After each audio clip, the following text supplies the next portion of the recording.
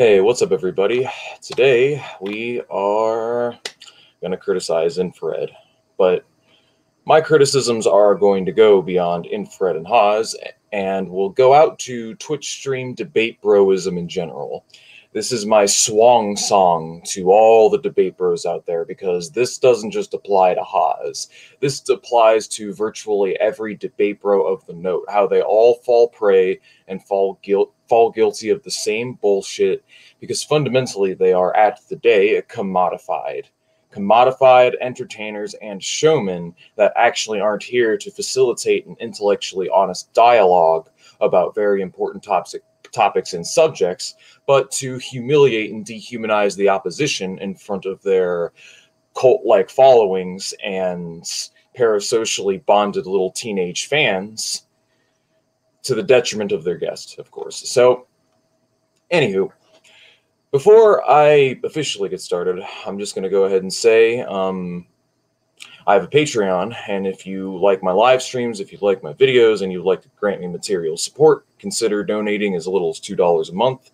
Shout out to my Patreons. Your gratuity is greatly appreciated. I have more scripted content to come, but I didn't feel like preparing it. I wanted to prioritize this stream. So in this stream, we're going to talk about debate bros, we're going to talk about Infrared, and we're going to review a few subjects and conversations or debates that he had recently with a couple of different leftists, as well as his interactions with others. But for those of you who have been living under a rock, I recently tried to cozy up with Haas. I recently tried to mend relations with him and basically get on his good side. And I was working towards doing it on the advice of a friend, and I was going through with it, but I had second thoughts about the entire thing. I just had very strong second thoughts about cozying up with someone that I strongly disagree with, who is upholding this opportunistic line, who treats every other leftist like shit, and you either get behind him and fuel his narcissism, or you get out of his way. Just the kind of, I don't like that kind of person. I fucking hate that shit, you know? After the way he treated Jason, the way he treated obnoxious anarchists, the way he's treated me all those months ago, you know? You'd think, like, a normal human being would be able to be like, you know, what I did was pretty fucked up, but he didn't even apologize for it ever, so, which tells me he doesn't think he did anything wrong. So I don't really want to work with the narcissists to further my own career, if it means that I have to ultimately violate and compromise on my principles. And the reason why I say that is because if I were to get inducted into the Moppenite Hosler bubble, I would never be able to criticize either of those two again. I would have to genuflect and stand in line of the cult, and then my following would become their following, and their following would become mine. And because of that, I would never be able to criticize them. I'd never be able to call them out on their bullshit, you know? Because if I did, then, you know, my material interest is at stake. Like, it would directly be against my material interest to be a principled Marxist. So that's the other reason why. I have many reasons among others, but long story short, I see the fact that Infrared's really just a lol cow. I see the volatility behind Infrared. And yeah, he's growing now, but the growth will not last forever. And I know some of you might feel like that's disingenuous. Some of you whom watched my previous streams, you know, you were getting along so well with him. Well, I had second thoughts about it, even as I was talking to Haas. I had to kind of bite my tongue and just kind of like be a yes man. I did have my issues with some of the things that he was saying, but I didn't really want to challenge him at the time. But long story short, I think the breakup was completely justified, and I think the Unruh-Maupin split is fully justified, because Maupin has been strawmanning and slandering Jason for days, you know? It's fucking ridiculous. Maupin's saying this crazy bullshit that Jason's sending Antifa to his house to attack his family, you know? Like, really? You're gonna accuse Jason of signaling Antifa to come after you? That's a load of bullshit. You're reaching, man. You're reaching so that you have a reason to cut Jason off because he doesn't kowtow or fall in line with your opportunistic line. And that would ultimately be my fate anyways if I were to stick with Haas. So again, I think the split was completely justified. But anyways, let's go ahead and get started. When I first made this live stream, I noticed that it got dislike bombed. Within the first few hours, there was a ratio of 30 likes to 30 dislikes.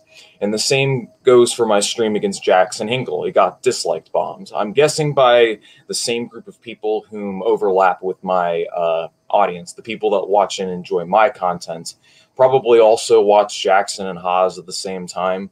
And I'm not saying you can't like them. I'm not saying you can't enjoy their content. I enjoy Jackson Hinkle's content. I think Jackson Hinkle's a pretty cool guy, but I feel like due to his lack of theory and his revisionism, he falls prey to opportunism, and he deserves to be called out on it. This is a fundamental cornerstone of Marxism, is criticism. So the cultishness of their audiences is what really bothers me, that they treat these men like holy prophets. They treat them like sacred cows. When the truth is that Caleb Maupin and Infrared are human beings just like you and me. They are not above criticism. Get the fuck over it. All right? So,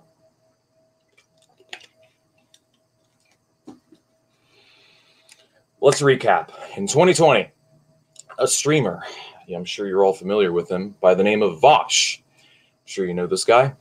Due to a combination of multiple daily uploads, along with his relations with Destiny and his gaming of the algorithm, he went off and exploded within about 2 years' time, rocketing up to 300,000 subscribers, doing 5-hour streams every day, talking about current events, playing video games, and so on. And, well, if you are subscribed to my channel, you probably found out about me because I criticized Vaush. I mean, if you're no stranger to my channel, you would know that I have made many of my initial subscribers talking about Vaush.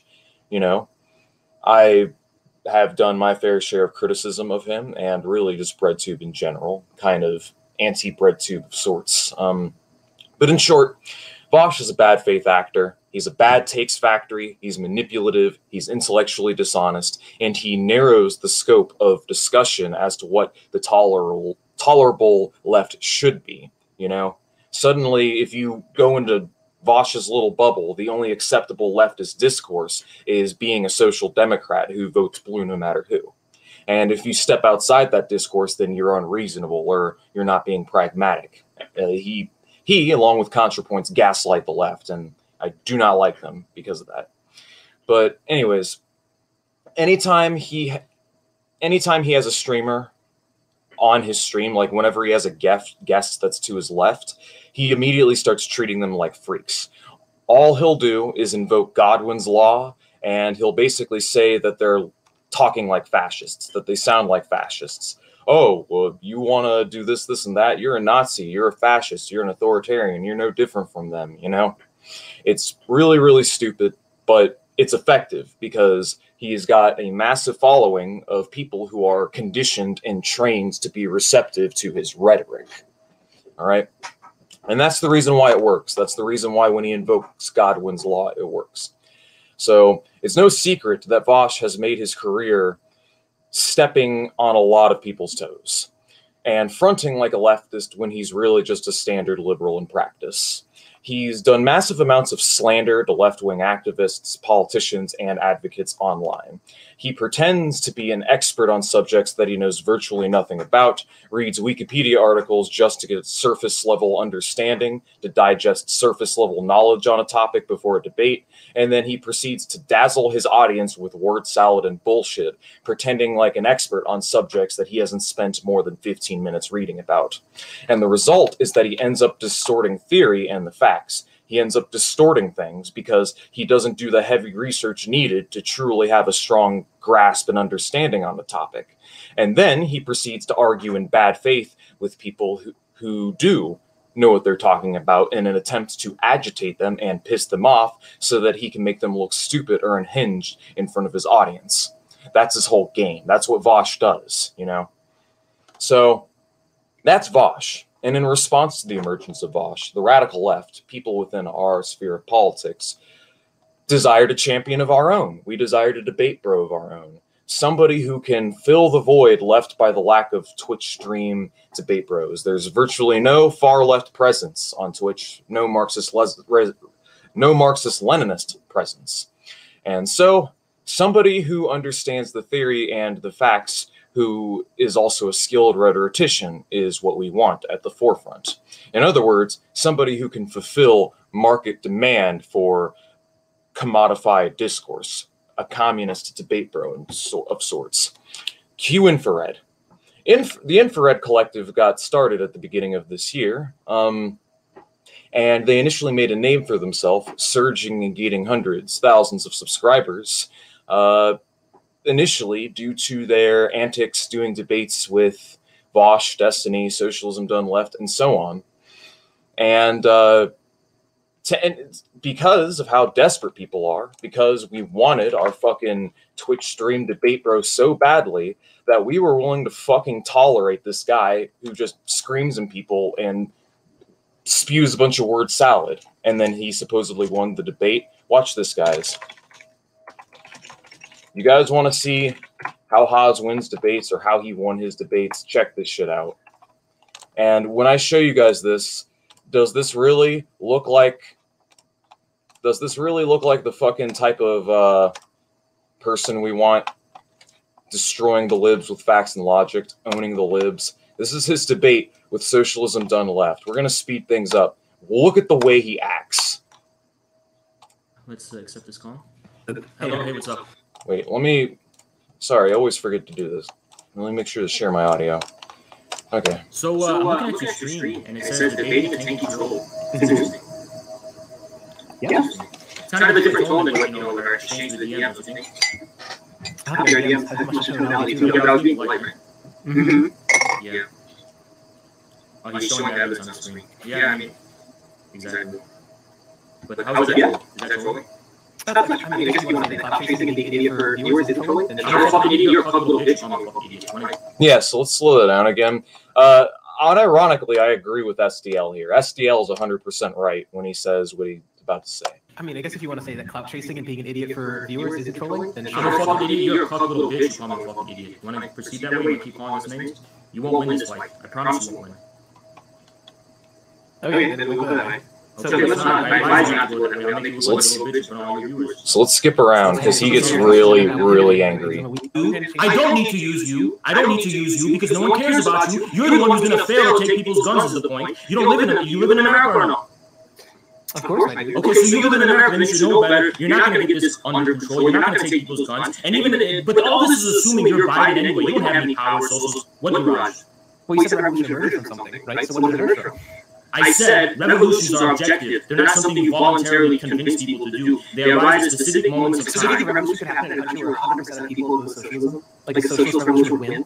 Right now, probably not. What are you asking Wait, me? right now, no, we're talking in a country where 100% of people hate socialism. Yeah, when you focus on superficial ideology, I think people don't have a sense of what the meaning of socialism is. Thanks to stupid establishment cults like you who deceive them. Thanks to cults and establishment little bitches like you who deceive them. You want to be hostile and be passive aggressive little pussy? Don't fucking talk to me that way, little boy. Don't talk to me like that, little boy.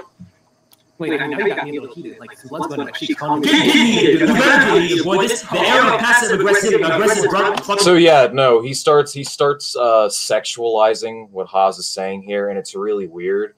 But there are points where Haas is just flipping the fuck out. By calling me fucking names. How about that? Do you think this is how normal humans talk? Like, when I don't give a fuck, bitch. You call me a fucking idiot in real life, I'll slap that fucking smile right off your dumbass face. Call me a fucking idiot in real life, I'll slap that dumbass smile off your fucking face. $100, 42 cents. And you're like, oh, I don't have that money, but I'm gonna go beast mode on your ass. Do you think that's how it works? Listen, you clearly sheltered and isolated. You don't know how to respect people is your fucking problem. You never got your fucking ass beat is your fucking problem. Okay, so as entertaining as this is this really going to change people's minds? Like, fundamentally, the whole point of a debate or discussion is to convince people of your side and make the best case possible, the most ironclad case possible for your position, right? But once again, while this is very entertaining, does he do this, you know? Because the only people that are going to like this or agree with him are the people that already agree with him. The only people that are going to be sold were people that were already adjacent to his side. And while it is very entertaining to see him yell at people, I don't think that's the best way to convince people of your positions. So that's just one example. Let me see if I can find one where he starts screaming, because he does. Oh, I think this is the part where he starts deep-throating the mic. Oh, here we go. Here we go. This is the part where he deep-throats the mic. Let me show you guys this real quick. This is the part where he deep-throats the mic. Your point up. I just fucking wiped the floor with you. I wiped the fucking floor with you, and you want to dilly-dally away from the fucking point. How about that? And I am taking your viewers, by the way. I am taking your viewers one way or another. I am more entertaining than you. They will like me better than they like you, even if they're not willing to admit it now. I'm simply more entertaining than you. And yeah, you are more entertaining than SDL. That is a fucking fact. Maybe I was wrong, guys. Maybe I was wrong. Maybe Infrared really is destined to be the big boy. Maybe Infrared really is rising. Maybe I should try to rebuild the bridge. No, I'm just kidding. But that's just an example of what I'm talking about. So he got a name for himself, going on all these BreadTube channels, screaming at people, yelling, and basically acting like a big, tough gorilla alpha. Big, tough gorilla alpha. Very entertaining and very cool. The kind of audience that you are going to attract are people that are entertained and drawn in by that energy. So probably a lot of teenage boys, a lot of trolls that are just there to watch the lol cow flip the fuck out.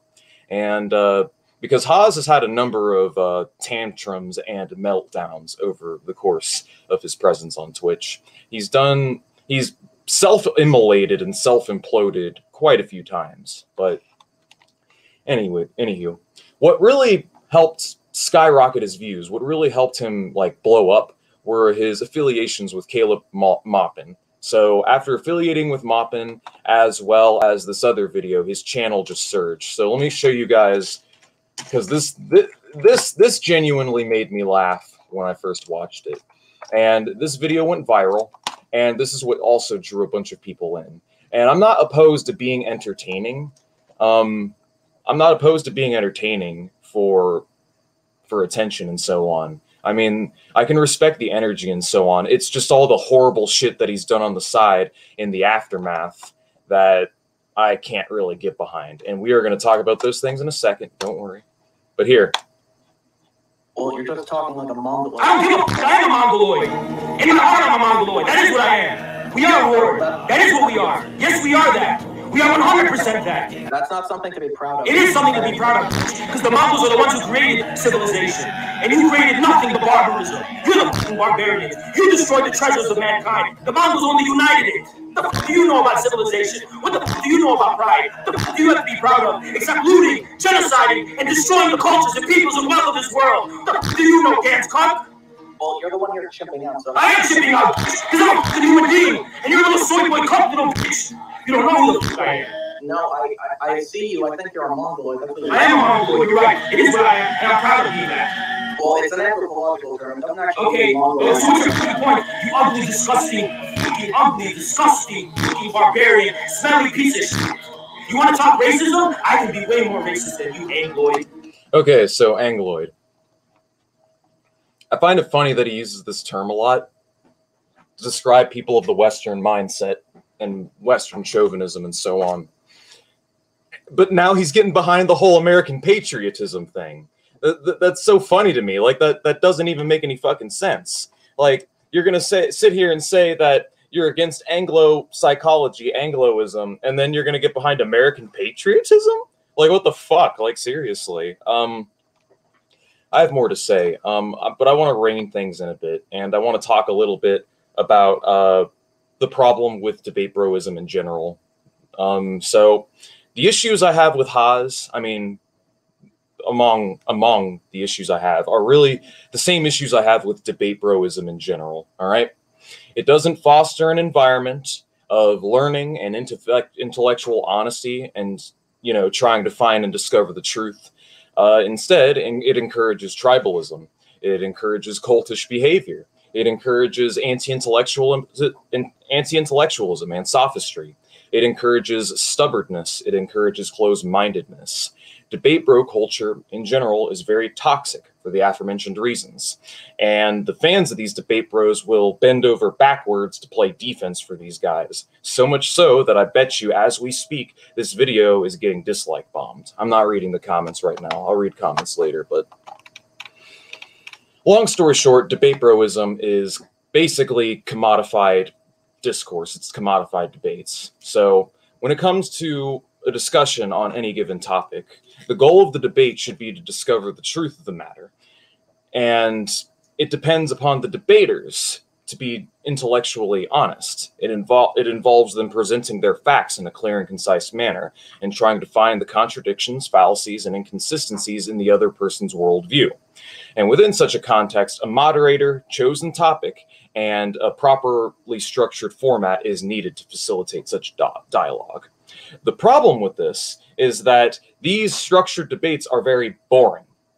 They are not nearly as entertaining as the blood sports that you see on Twitch, or Haas screaming about being a mongoloid while dressed like Conan the Barbarian. Not nearly as entertaining. So people are going to have a propensity to be drawn more into that than in the style of the former.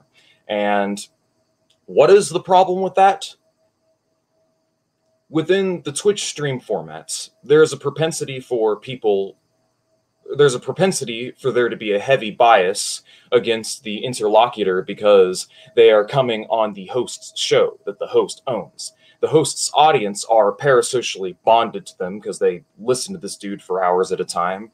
So they'll be slanted to automatically agree with the host and interpret everything that he says in the most charitable light possible, while interpreting everything that the interlocutor says and does in the most uncharitable light possible. And as a result, there is far less work that the debate bro has to do in order to win the debate. He can argue in bad faith. He can straw man, poison the well, gaslight. He can misrepresent. He can use non sequiturs. He can use any and all sophistry, and the audience will be none the wiser. He can turn down or turn off his opponent's mic. He can mute their audio at will, and he can even signal to his audience to start hating on the interlocutor when push comes to shove. And as a result, the entire debate is a constant uphill battle for the interlocutor because the debate bro has all of the aforementioned advantages. The interlocutor will oftentimes bring up incredibly complex, multifaceted discussion topics to talk about. Topics that require rigorous amounts of research to understand, and all the debate bro has to do in order to win is Google it, read a few articles on the internet, and then pretend to be an expert on the subject. The point is that these debates are poisonous to the discourse. Yeah, they're just poisonous to the discourse for these reasons. But on the other hand, the reason why people like Vosh and Destiny and even Infrared, and the reason why we see people like this rise to the occasion is because they're very good at making their opponents look bad and make themselves appear right. In other words, it's a show. It's not about the truth. It's not about being right. It's about appearing right. It's all about optics. It's all about appearances. And these debates are not an educational tool. They're just entertainment. It's a show. Vosh, Xanderhal, Haas, and so on. They're not political activists. They're not politicians. They aren't community organizers. They are showmen. They are entertainers. It's a show. They're there to entertain you. And there's nothing inherently wrong with that so long as the showman understands and recognizes this and doesn't act like he's the leader of something. Unfortunately, they all do. So when I see Haas, I see all of the aforementioned issues with debate bros amalgamated together with a red coat of paint slapped on. Haas is an extremely self-centered, individualistic, and megalomaniacal person. And I say this in the most honest and sincere way possible. The only real difference between a Haas and a Vosh, besides subscriber count, is that Haas actually has read some theory. He's actually read theory. He actually has some idea of what he's talking about, which unfortunately means it's that much easier for him to distort things when it fits his agenda. So what are the similarities between Vaush and Haas? Well, for one, optics. They're both fucking obsessed with optics. That's the first thing. Like Vaush, Haas fosters an ideologically insulated community of sycophants who are incredibly dedicated to him and see him as their lord and savior. Like Vaush, he goes around left and right bullying people, treating other leftists like complete shit, and then using people who do get behind him as vessels to further feed his ego and his narcissism. Like Vaush, he claims to be building a movement of some kind, and he and his group are the correct left. They are the correct left. It is our way or the highway. You're either with us or against us. You're either with us and the correct left, the right movements, or you're with BreadTube. You're with the tankies. You're with the anarchitties, the ultra lefts, etc. And in the same way that Vaush panders to liberals, Haas panders to conservatives. We now see him pandering to conservatives in a futile attempt to pull them left. But in actuality and in practice, he just is the one who's going to end up getting pulled right. I mean, Vaush ended up getting pulled right. Haas is going to end up getting pulled right because it's basically a slippery slope when you try to play the game of opportunism, you know? You compromise the message to appeal to a rightist position, an incorrect rightist position that the workers are in favor of just because it's popular. You draw them in, and because of the way that these platforms are structured, they encourage growth. You find that you have to compromise your message even more. You find that you have to pander to the right even more so that you can continue to grow and expand your audience, because you got to reach the masses, right? The more people you reach, the more you pander, the more you do it. And in the long term, you know, the ultimate goal of the ultimate outcome of this can only be liberalism. I mean, you might educate people a little bit, you might raise class consciousness a hair, but ultimately you're not really elevating people to the level that they need to be elevated to in order to turn them into proper Marxist-Leninists, effectively. Essentially, this is what happens. And as evidenced by the insults and personal attacks that Haas has slung at me and that his followers keep slinging at me, it's just further evidence that they have no arguments. They don't actually have any rebuttals to anything I have to say, you know? Which is why all they can do is just shit-filling. So, like Vaush, he Googles shit before and during debates in order to seem like an expert, and then acts like an authority on the matter, argues in bad faith, agitates his guests, pisses them off, and then when they do get agitated, because we're all only human, he utilizes that to his advantage, making otherwise completely reasonable people look and sound stupid or insane. And that is exactly what he did with Jason Unruh. In fact, let me show you guys something real quick. Check this shit out.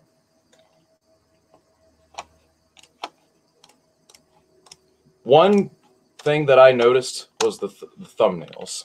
Like, let's look at his debate with Jason Unruh. His debate, right there it is. See that? See that right there? Right here. Now, why would Haas take the segment of the debate where Jason pulls out his gat? Like, why would he do that?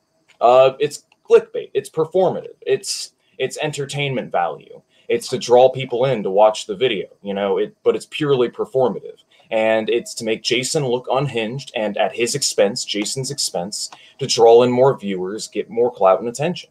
And Vaush did the exact same thing to me. You guys ever see this? See this shit? 200K views. My debate with Vaush right here. He did this. Same thing. Make fun of me to, you know, making jokes, ironic statements at the other person's expense for sheer entertainment value, you know? It's literally the same thing. Like, these two, it's the same thing. And the reason why, like, it's that way by design, though. Like, it's that way by design because that's what garners attention. That's what grows the channel. You know, if you try to stay principled and you stick to your guns and you try to maintain a correct line, and you try to do things the honest way, it is exponentially more difficult to grow your platform and grow your channel, you know? And I see a lot of Hoslers making this argument. They'll make the argument that, oh, well, he's growing so much faster than you, so he might be doing something right. Guys, if I really wanted to overtake Infrared and overtake all you motherfuckers, because I could, here's what I would do. I would drop communism altogether and start pandering to a right-wing audience, saying that I left the left, that I'm not a communist anymore, and I would start making anti-communist, pro-capitalist YouTube content. I could very easily get a much bigger, much broader audience doing something like that. I could do it very quickly, and I could do it well, too. I could do it well because I've actually read communist literature. I've read the theory, for the most part. So it would be that much easier for me to lie about communist positions. It would be that much easier for me to front like a conservative and distort the facts and twist things so that I can make communists look as bad as possible. I could literally do that. You know, if I wanted clout, I could strip naked and take a shit on the floor right in front of you. Yeah, someone's garnering clout, but it doesn't really mean much when the audience that you're drawing in isn't there for ultimately the message of communism. Now, if we're going to talk about someone who does have clout and did do things the integral way, it's really second thought. This guy won the goddamn lottery, but notice what he does. He doesn't compromise his message. He doesn't try to appeal to rightists. He has a correct line, and he has more subscribers than all these motherfuckers combined. This guy's doing it the right way, and he's got more subscribers than all of us. So there's a way of doing it and a way of appealing to people without selling out, you know. That's all I'm trying to say. There's a way of doing it without trying to appeal to rightists. And Second Thought is a good model of that. Here's another one. Here's another person that doesn't compromise their line. Hakeem, also super big, exponentially bigger than Haas. And guess what? He ain't no socialist patriot. Meanwhile, let's look at Caleb Maupin. Here's Caleb Maupin, 17, 18K subs. Infrared, 11K subs. Yeah, cool, wonderful. Yeah, these two guys, look at what rightism has got you. You know, there are left-wing channels that have exponentially more subs, that are growing exponentially faster than you, not compromising the message, reaching way more people, and they're doing things the right way. So, anywho, that's my point. My point is that you don't have to vote Hindenburg to stop Hitler, you know. So, I mean, you can take the easy road or you can take the hard road, and you can play the long game. And I understand that, you know, this channel may never be very big. Like, guys, I'm not really a professional YouTuber at the end of the day. I'm just a guy with a webcam and a microphone who works full-time doing dirty-ass work in a warehouse. My day job is incredibly exhausting, so that's what I do for a living. I use these hands. You see these hands? These hands are what make me money, all right? Not YouTube. I'm here to make quality content whenever I can, grow whenever I can. And I know, and I kind of recognize and reconcile this channel will never be super big, and that's fine. But as long as I can create more communists, as long as I can reach more people and I can change more minds, that's what I'm looking for, you know? So without further ado, let's look at some of Haas's debates, and I'm going to showcase an example of why exactly I did a 180 on working with Infrared and why I don't think the Haas path is the path forward. So without further ado, let me go ahead and actually review a couple of debates. So we're going to go ahead and review his debate with Leftism Today. Leftism Today made a fucking ass of himself. So we'll go ahead and start with Leftism Today. Stay right there. LT made an ass of himself, but it is what it is. Regardless, I'm still going to use this as an example because Haas, you know, did do some of the things that I'm talking about. He did do some of the things that I'm talking about here, some of the performative cruelty type shit, like misrepresenting LT, talking over him, and so on. Now, to be fair, LT went into this being uncharitable and douchey himself, insulting him. That was not the correct thing to do. So Haas is incredibly sensitive, so that was not the right path. We're only going to watch like 20-30 minutes of this, but anyways. So quiet. It is my perspective. Yeah. I think it's so let's talk about generalized commodity production. So generalized commodity production doesn't just mean that profit is widespread. The word actually means that the commodity form is general. Okay, so they're about to talk Marxian theory. I'm going to rewind a bit because the original topic was China, and then they pivoted to Marxian theory. Jinping has no plans to move over to a planned economy. Here.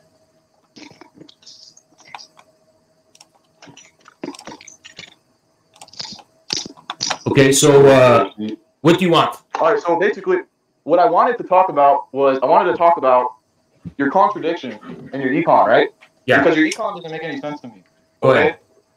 First of all, you support China, which inherently leads me to believe that you support market socialism because China is currently market socialist. They don't call themselves fucking socialists. So you support China.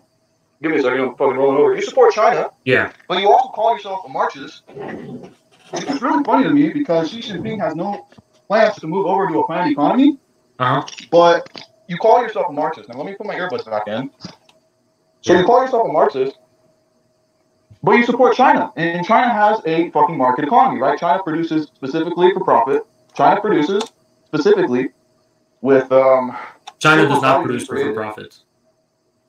Okay. China doesn't produce for profit? No, and China is also a planned economy. Marxist definition. Do you know what Marx thinks profit is? Sure. So you just said China produces for profit. What? 2/3 of their economy is privately owned.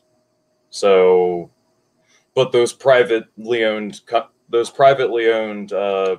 firms don't produce for profit.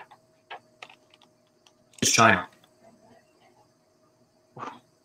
What do you mean? What is China? Like, what is China? This bullshit with you, okay? I'm not gonna do this fucking bullshit. What is China? I think we both know what the fuck China is, dude, okay? Listen, you're a little dumbass and you never fucking read Marx, okay? You know what? Hey, you guys, stop getting ahead of yourself, little pussy. Stop getting ahead of yourself, little bitch. Yeah, you gotta know who's in charge here. But let's see what you just said. You said Xi has no plans for China to transition into a planned economy, but the Chinese economy is already planned, and it's not planned for profit. It's planned on the basis of maximizing the well-being of the Chinese people. Now, are companies and firms within China producing for profit? Within the limited extent in which they're able to, yes. Yeah, so there's, like, this is an example of what I'm talking about. There's a huge bias here. There's definitely a big bias here because his mic's all the way up. He's like twice as loud as LT. He's able to talk over LT. I mean, he can mute LT, and you know, you got his audience here that are basically making fun of him and taking the piss out of him. So, I mean, it just goes to show there's a heavy bias. So, I mean, this goes back to what I was saying earlier with the problem I have with infrared is really just the problem I have with debate broism in general. We'll play a little more of this, but the best example is really the Jason Unruh debate, as well as the way he treated Obnoxious Anarchist. So we'll watch a little more of this. But that is under the oversight of an overall general plan, which is not made for profit. So when you say China produces for profit, you don't know what the fuck you're talking about, because China as a whole does not plan and produce for profit. Actually, they do things that are not profitable in the short term, which end up benefiting the Chinese people in the long term. They destroy entire industry because they decide these industries are no good for the Chinese people. If everything was for fucking profit, why would the Chinese state act on behalf of the Chinese people in a way that comes at the expense of profit so often? Oh, Sweden fucking has a healthcare program that buys back fucking medicine at a profit that won't benefit the medicine companies. And Sweden is socialist now, isn't it? That's called social democracy, okay? If Biden it's the linchpin of Sweden's economy. No, that's not true, because the linchpin of Sweden's economy is still capitalism. Yeah, so within such a context, you see what I'm talking about here. This is just sheer entertainment value. And this is the reason why I'm never going to go on Infrared's stream again. The only way I will talk to Haas, like all you Haaslers out there, you want me to debate Infrared so bad? You want me to talk to Infrared again so bad? You want us to debate or whatever? Sure. We can debate again. just not on his Twitch. If I debate Haas again, 2 conditions must first be met. First one, a topic is chosen at the onset. We choose this topic, he chooses one side, and then I choose another. Condition number 2, the debate is hosted on President Sunday's channel, with Sunday as the moderator. The same way that Haas debated perspective philosophy, that is the only context where I will debate Haas again. But otherwise, no. I'm not going to call on to his stream because it's purely performative. Like, this shit is just straight up performative. It's a show. What you guys are listening to is a show. Like, you really think LT? I mean, LT's not helping his cause either, because, I mean, frankly, I think he's embarrassing himself. But, I mean, do you really think all these people are going to be swayed by LT? I mean, even if he's making his case well, I'm just saying, like, he's just able to dazzle his audience with bullshit. It's a group of people that are already slanted to agree with him. So, and considering Infrared doesn't have an audience nearly as big as Vosh's, LT doesn't really even have anything to gain from doing this. Actually, I'm going to ask Chad a question. I should just go to the Unruh debate, shouldn't I? I think I should. I want the autonomous region, Russia. You know what? I think we'll do that. I think we will here in a second. I want to listen to more of this, though. So fucking dumb. The linchpin of Sweden's economy is still American-led financial capitalism. So you're wrong. Stonewall me, huh? Talk over me? Yeah, because you're wrong. You don't know what the fuck you're talking about. Oh, yeah, you have to keep talking over me. No, let me finish my fucking point. You don't know what the fuck you're talking about, because if you actually open this fucking book right here, oh, I know it's scary to you, Capital, you would know from the horse's fucking mouth what Marx says capital is. Marx says capital is that which increases its own exchange value. Now, what is the majority of production in China? Is the majority of production in China to increase its own exchange value? Fucking yes, dumbass. What does a Gucci store do? It fucking takes surplus value, the wage, which is the difference between the value produced and the wage, and it fucking makes money, dumbass. Wait, so because China, hold on. Because China has not completely eliminated capital, and capital still exists in China, that means China... That's not the argument being made, by the way. The argument being made is that Gucci produces on a for-profit basis. They produce use value in pursuit of exchange value. Honestly, man, China has stock markets. They have landlords and capitalists. There is lobbying that goes on in the Chinese Communist Party. There is a tug of war between business and the Chinese Communist Party. Like, point is that China has a well-regulated mixed market state capitalist economy. I don't really think you could call it socialist. At best, you could argue that there's a small socialist sector in the form of the state-owned enterprises, but I mean, they compete on a global market. They compete on a global market and behave much like traditional private firms. I mean, they run at a loss.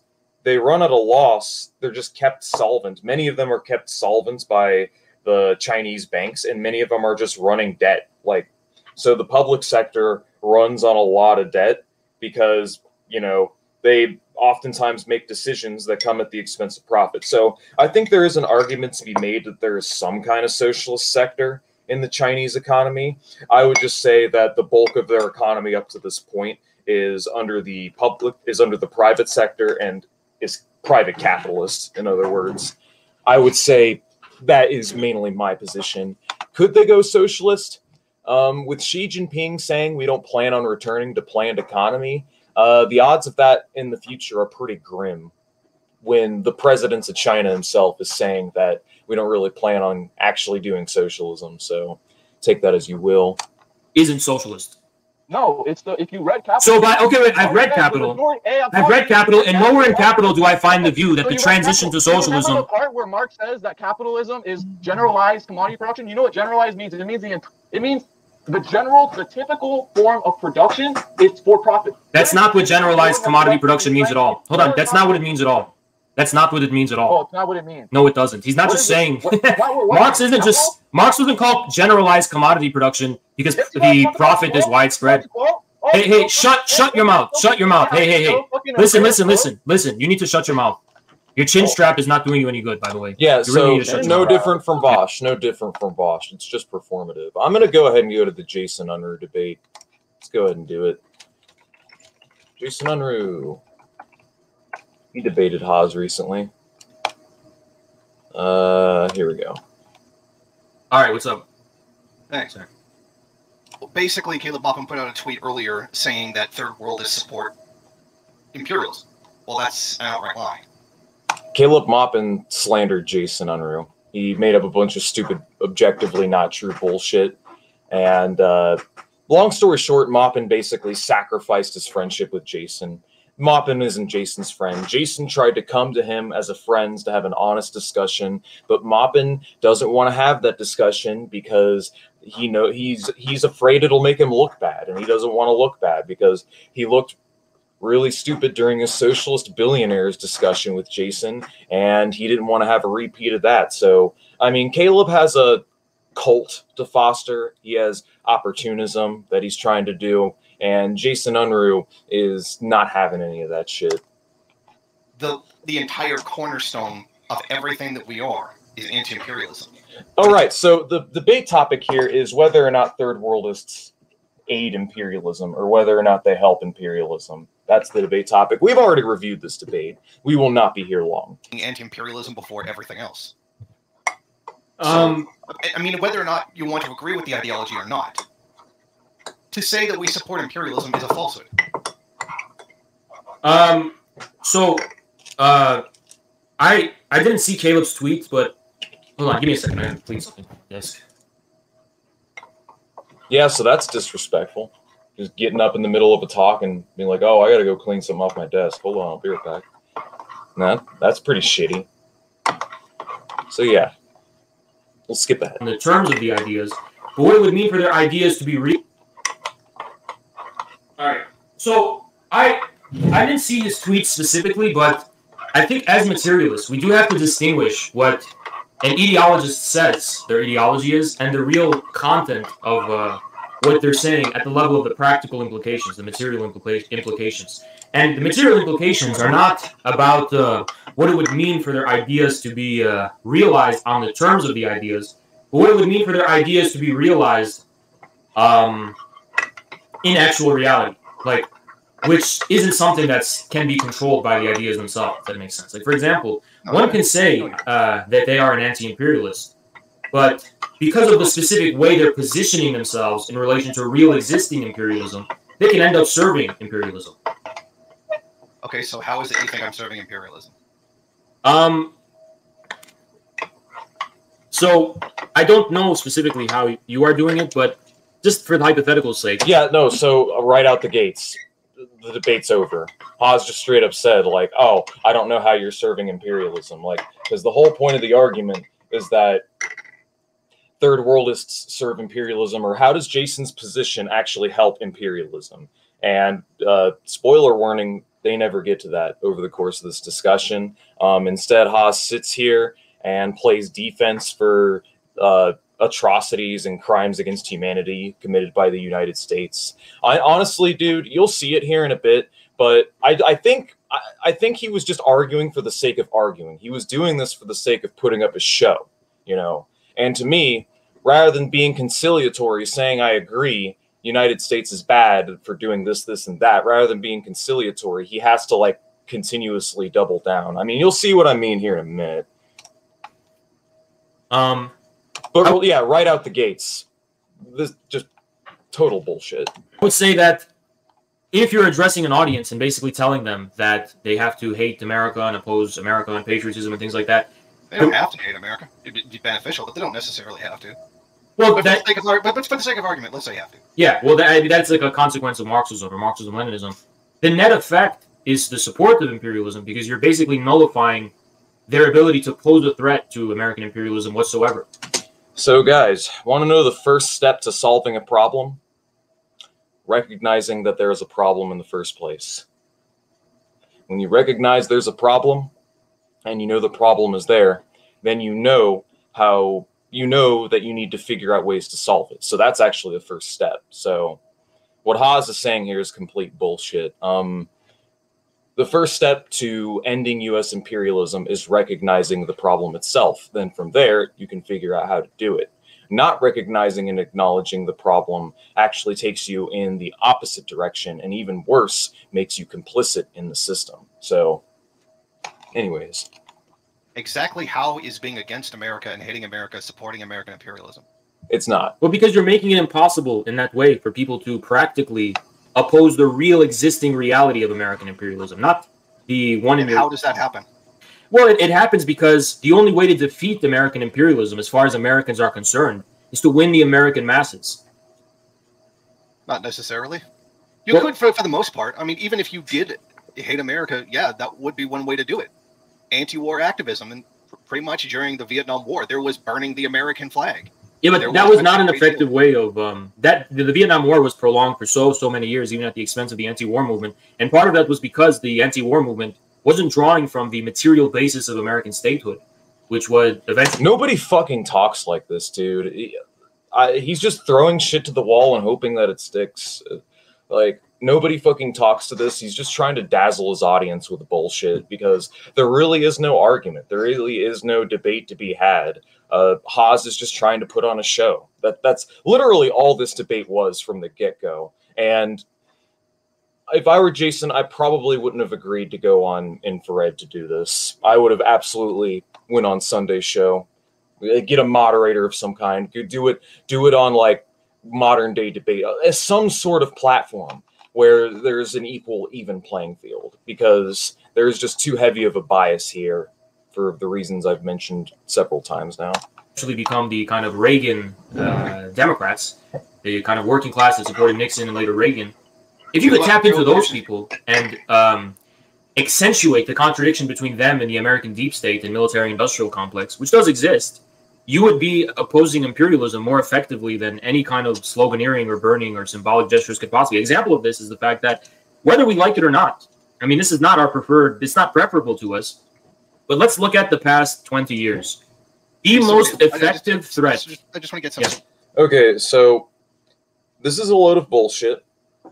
He's basically saying court the right wing. You got to court the support from the right and the far right to oppose United States imperialism and the government, except for the part where even if they recognize it as an issue, they want to preserve the system. They want to preserve the imperialist system. Even if they recognize the problem, at best, you're going to get a bunch of people that are just reformists. You're going to get a bunch of people that are just reformists, but in the long term, most of them don't even recognize the problem. They think everything's just happy, hairy, hunky-dory. So trying to appeal to these reactionaries is just, in general, a bad idea, because these people are actually most likely, the people that are most likely to not be receptive to leftist rhetoric. You know, your average Republican is a good little anti-communist. He's a well-trained little anti-communist. He's not going to have it.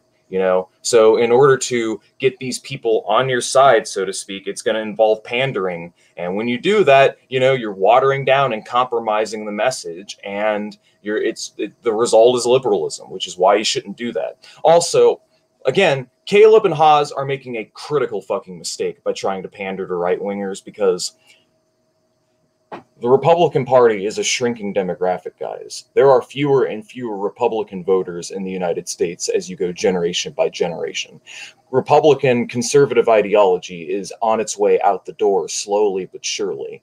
They constitute a smaller and smaller percentage of the total population, and they constitute a slimmer and slimmer majority, because right-wing ideology is in the process of being abandoned by the culture at large. Like, if you actually look at polls, like the polling on various issues, your average American is a progressive. Like, most Americans, specifically Americans aged 35 and below, are progressive. They're socially progressive and they're economically progressive. So, you know, you're not going to, it's a total waste of time. You should be trying to convert people to your ideology, not pander to them and appeal to them. You should be trying to get them to ideologically agree with you. And, you know, you're going to have a much easier time doing that, you know, appealing to oppressed minorities, appealing to service workers and the lumpen and so on, the actual revolutionary demographics. Like, to wave the American flag and to say that you're pro-America and this big patriot, you're never, I mean, not only are you going to you're courting the right, which is a mistake, but you're also going to alienate the aforementioned oppressed groups. Like the most revolutionary demographics in the United States are going to want to see this system torn apart. They're going to want to see it scrapped and replaced, you know. And later on in this debate, Haas makes arguments against revolution in favor of reformism, and Jason Unruh rightfully calls him out on it. But anyways, that's right.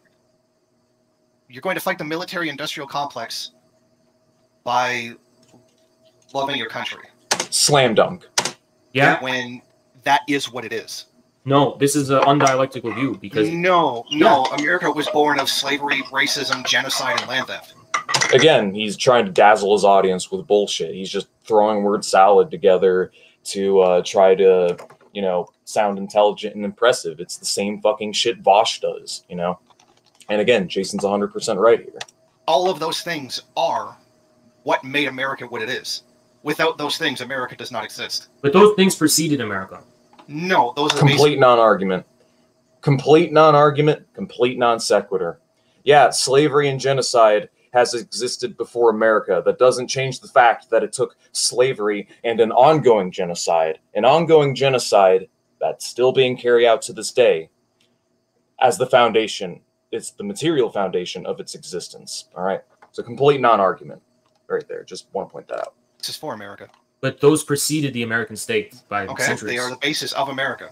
You're saying slavery existed before America? Well, if it was the basis of America, if it was the basis of the United States, why was a war in need of being waged to give rise to the United States? Because it was a concept of the bourgeois ideas of property ownership over the remaining feudal notions that were still held by... Again, totally correct. Jason is 100% in the right here. The Revolutionary War was fought as a reaction to British colonialism and Britain basically telling Americans they can't... The Crown abolished slavery, and they wanted to get America to stop stealing land from the Indians. Now, their motivations were purely cynical, but the point still remains that despite the fact that Britain's motivations were cynical, it was still a progressive thing to do. And the founding of the United States was largely a reaction that was based on a lie. Based on a lie for freedom, liberty. You know, we have a ruling class, that we have all this land, we're paying taxes to this crown that doesn't do anything for us. We could own this country for ourselves. And that's when the Revolutionary War was fought. Otherwise, take out the Revolutionary War, America is just another New Zealand. America is just another Australia. It would still just be part of the Commonwealth. Outcomes, I doubt, would be that much different. I am fully convinced now that the Revolutionary War was not particularly progressive. I mean, there are some progressive components to it, but otherwise, it was the unrelenting fighting from the masses below and the very rich history of the struggles from below that has defined all of the progress that has transpired within the United States thus far. All of the progress we enjoy today, from higher wages to benefits, Social Security, the Civil Rights Act, the New Deal, public works programs, everything we have right now was a product of class struggle. And this class struggle happened in spite of the United States, not because of the United States. So Haas is defending a completely indefensible point right here. By the British territories. For example, like, what do you mean as an example? Okay, for example, you say the Constitution about property and all of that, and the removal of religion from the government. Those are all anti-feudal notions. Before that, many of the feudal notions were you had to be born into aristocracy to own any significant amount of land. You had to be born into aristocracy to do business, etc. The whole point of the Constitution was literally, without saying it, but if you look at the substance of it, it's pro-capitalism. But the English Civil War had already overturned the feudal order proper. Well, no, it didn't. There was still feudalism in Europe at that point.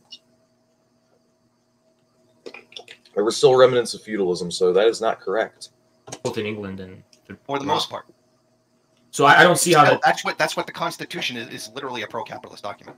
But America was never... Why are you arguing that it wasn't a pro-capitalist document? Just fucking... What the fuck? Just admit that it was. Like, I don't understand why he's pussyfooting around it. That's another example. Doubling down, not admitting when you're wrong about something, continuing to arguing and just throwing shit to the wall. That is what Haas is doing right now. all to put a show on for his audience, which, you know, incidentally is incredibly disrespectful to Jason. It's a disservice to Jason, you know, who is an old guard Marxist who has been here for over a decade. It's fucking ridiculous. America was never feudal proper. It was always determined by yeomen who came from Europe. Non-argument. Owned small plots. Yeah, there was nothing anyway. That was going to happen regardless of whether there was... Are you literally trying to separate... Irrelevance. It's irrelevant as to whether or not it was going to happen. He's, again, throwing shit to the wall. Point is that it did happen and it's still ongoing. You know, again, and like the waving of the flag, this patriotism, you know, it's just going to ferment national chauvinism. It's going to appeal to right-wingers. It's just not good theory. You should be prioritizing the class struggle. Like, seriously, like, it takes away from the class struggle unnecessarily. So, yeah, I'm 100% siding with Jason in this. He's absolutely right. Native genocide and land theft from America. No, I argued a week ago that without slavery, there would be no United States. So I agree with that. What I'm trying to say is that that wouldn't have... It just seems like you disagreed but the U.S. was not the decisive factor in determining whether there was going to be those things, is what I'm trying to say. Those things existed before and would have existed anyway. You're saying there would have been in America even if the land theft wouldn't have happened? No, I'm not saying that. I'm saying there would have been land theft and there would have been slavery even if there was no republic. Okay. So the fact that they are there. So in what way did the republic make a difference is the question. Well, literally the U.S. Army slaughtered Native Americans. Did the British not do that? Particularly the U.S. cavalry. Did the British not do that? So it's just non sequitur after non sequitur, completely irrelevant. Haas has no argument. He has no points.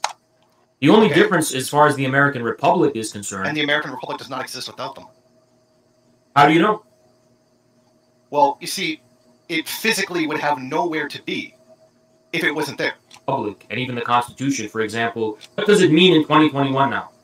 Oh, so natives aren't marginalized and still have their land still. They are, but for example, why would it be incompatible with the continuity of the Republic and even the Constitution, for example, for land reparations to be given to Native Americans and for their rights to be up, their treaties to be upholded, and for them to be given more land and more rights and all these self-determination? Why would that not be possible as long as the Republic stands? Why do you want the Republic to stand? I thought we were revolutionaries. I thought we wanted a new Republic. I thought we wanted a new system. I thought we wanted actual socialism, Haas. Why are you sitting here and making the argument? He's fucking grinning here, dude. See that? He's grinning. Like, he's smirking. He knows what he's doing. He knows he's being disingenuous. Like holy shit. But yeah, no, this is a total rightist position. Well, we should be wanting a new republic. We should be actually wanting revolution and to do revolution. I mean, but even besides that point, yeah, natives have land. But they've got tiny little plots of reservations where they subsist on welfare and live in third world living conditions and live like fucking animals. They just live like shit. They have these rundown reservations where life expectancy is in the 50s. You know, these incredibly undeveloped areas, they already have that, Haas. The U.S. government, again, still on carrying project of genocide and settler colonialism. This is like, you know, if Nazi Germany was successful, you know, centuries down the line, they're still killing and wiping out Jewish people and discriminating against Jewish people. You come along and be like, yeah, but why can't Nazi Germany still stand? Why can't the Nazis still stand? You know, we just give them more land and we throw them some more scraps, you know? It's totally bogus, fallacious argument. Like, because the Republic would still be on their land, even if you, quote, gave them reparations, which, by the way, they don't want. So what do they want? So I can... Skipping ahead. What you're saying is their property. However, this comes from comrade number 3. But that is the general consensus, is yes, they do want their land back. And even now, we've gone... Okay, but hold on. What is their land? What land do they want back? Do they want, like... half the world. They want the entirety of seaboard to seaboard United States. Some of them, yes. To do what with? Historically speaking, they didn't have all of that land. They didn't even use all of that land. That doesn't even make any sense. You know, I have studied indigenous... That is an Ayn Rand. That's literally what Ayn Rand They literally did not... I'm not saying they didn't exploit them. I'm saying that they literally had no... It wasn't a sacred grounds for that. They didn't even operate. There, guys. If you go back before the settlers came to America during the 1600s, there were more people living in North and South America, roughly twice as many people living in North and South America combined than in Europe. All right. There were more people living in Central Latin America, North America, 400 or 500 years ago. And then the settlers came, they brought disease, which wiped out a shit ton of them. Like, there were roughly between 50 and 100 million people that lived in the Americas before the settlers came. Settlers came, tens of millions of natives perished from disease. Tens of millions more were wiped out through direct policies of settler colonialism and decimated. So just fucking ignorant statement, dude. Completely fucking ignorant statement, They didn't even use all that land. Whatever. I mean,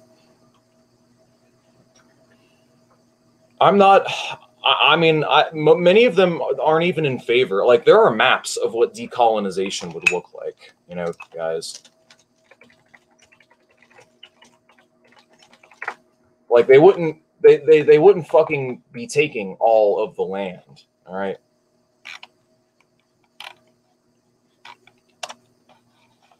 But yeah, it would be something similar to this. Like, there'd be new divisions, new states, and so on. It would be the redrawing of the United States map. I mean, most of the states that exist today exist, and their lines are just drawn up for incredibly arbitrary reasons. It's really just for the purchasing of property and so on. We don't even use all the fucking land. So what's your point, motherfucker? In all of America, seaboard to seaboard. That's what I'm trying to say. That's funny, because I've had Zionists say the same thing about Palestine. Okay. Well, they weren't using all of it, so therefore colonization is okay. Well, we're not saying it's okay, but we're saying that they didn't use all of it. But we're not saying it's okay. That doesn't make any sense, okay? I'm trying to tell you that. Okay, historically speaking, you can actually map historical and ancestral lands of various different indigenous tribes. So therefore, it's okay to steal some of the land. No, that happened in the past. Oh, so it happened a long time ago. This is just a right-wing argument. Oh, it happened in the past. It happened in the past. It happened in the past. We shouldn't try to struggle for justice today. We shouldn't try to strive for social justice, I mean, it's such a bullshit argument. Oh, it happened in the past. So did fucking the settler apartheid in fucking Palestine, Does that mean we're not going to decolonize Palestine now? Does that mean that the decolonization of Palestine isn't justified? And these are all really, really weak arguments. Again, I'm saying this right now. He is putting on a show. He is being disingenuous right now. He's doing this to provide content for his following. Jason's blood is content for his following. And again, you can see clear as day how this debate bro bullshit poisons the discourse, poisons the dialogue. Like, why can't he just say I agree? Like, why does he have to sit here and just spend 15 minutes committing non sequiturs and grasping at straws, Like, why? That way. But I'm asking you, what are the contemporary input? So what, the past doesn't count? Move to Cuba. So the past doesn't count? Oh, right. This is the part. Oh, yeah, this is the part where he makes the dumbest argument here. You guys ready to see this? This is the exact moment Haas lost the debate. Right here. You want to see this shit? What would it mean for it to count? The land was stolen. Okay, well, no amount of saying. Since we're talking about the past and the weight of the past matters so much. Yeah. So this is the point, the moment where Haas lost this debate. I don't care what anyone says. Haas lost this debate the moment he said this. Where do you currently live? I currently live in Canada. So why don't you pack your bags, give your land to indigenous people? Okay, first of all, with what money? And by the way, I don't own any land. You don't have a house? No. I live in a rented apartment. So share your apartment at least with homeless indigenous people. Oh, so very right-wing argument. You think that on an individual level that I can make any kind of a difference in that way. But I'm asking you, what are the contemporary... So what, the past doesn't count? Move to Cuba. So the past doesn't count? I'm saying it does count. So if it counts, stop occupying their land now and leave. Well, if you like socialism, move to Cuba. But okay, what are well for me the implications of socialism are building socialism here. So why would I move to Cuba? It does. That's again non sequitur. That's irrelevant. You're making the argument that if you care so much, then you should do something on an individual level about it. You should uproot your entire life and completely sacrifice your own living and well-being so that you can make a difference. So if you care so much, why don't you just let Indians live with you, bro? If you care so much, why don't you give your own land back to them? You know, it's such a dumb bullshit argument. It literally is no different from when right-wingers try to tell you to donate to charity, or if you like socialism so much, why don't you move to Cuba? It's the same fucking argument. And Haas's little cop-out here doesn't mean shit.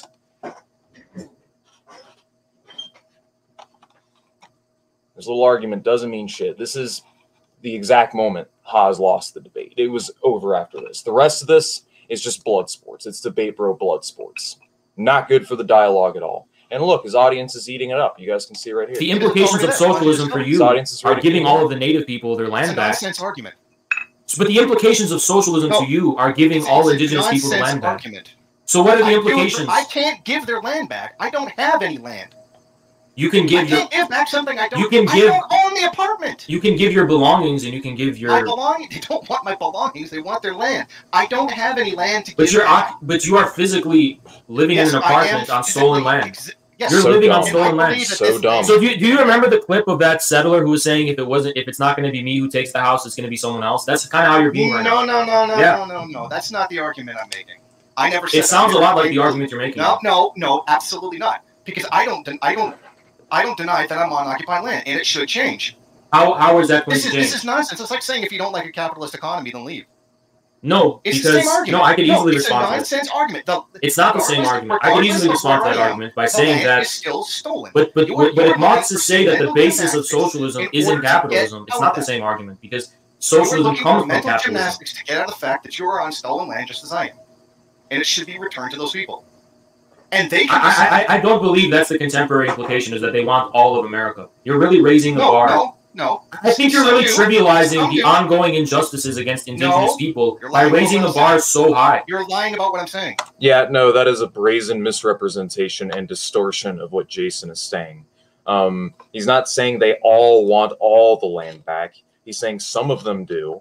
But his position is that a great deal more should be given back. That because a lot of this land is sovereign territory that was stolen by the United States government. It is land that belonged to a litany of First Nations people that were here long before America was, and that it was stolen and that their people were driven off and genocided off. America is a state existing on top of a series of other nations. You know, it's a union of corporations that saw it in their interest to take all the land. Yeah, no, like, so, and the whole thing, oh, I think you're trivializing the struggle of native, like, bullshit, fuck you. That's straight up fucking projection, dude. I mean, what Jason's trivializing, what the fuck are you doing? You've been sitting here saying, oh, that happened in the past. Oh, it was going to happen anyways. Oh, why don't you give your land back, bro? Like, total fucking bullshit. This is straight up sophistry. Total sophistry. We'll watch a little bit further. We'll skip ahead. But first, I want to read some comments.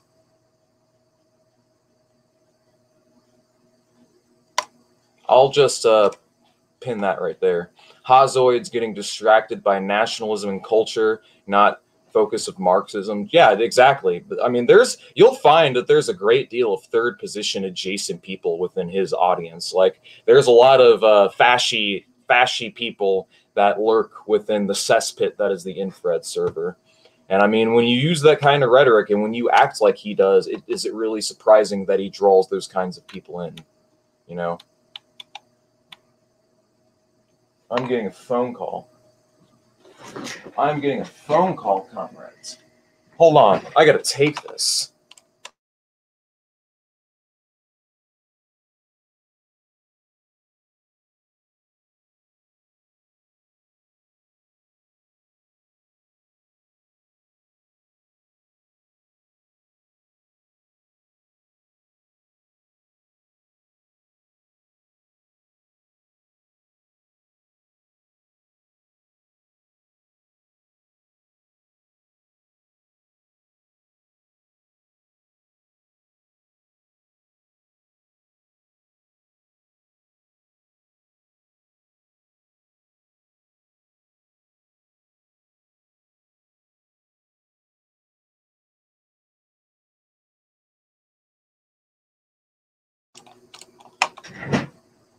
All right, where were we? I mean, you'd be surprised how many people share that sentiment, buddy.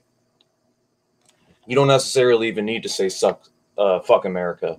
Again, you're misrepresenting the point. The point is that we are not going to reach the masses through patriotism, nor should we want to reach the masses through patriotism, because the people that you're going to reach are going to be the people that are most antithetical to your cause, that are most ideologically opposed to your cause.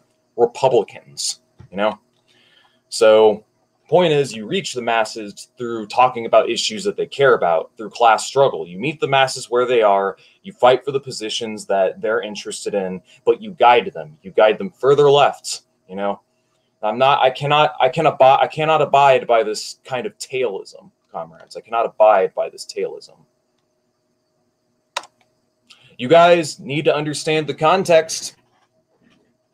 You guys need to understand the context with patriotism, all right? Patriotism within the context of an oppressed, colonized, third world nation is progressive and revolutionary because that oppressed, colonized nation is, well, oppressed and colonized. So that patriotism is rooted in the strengthening and the liberation of that nation, all right?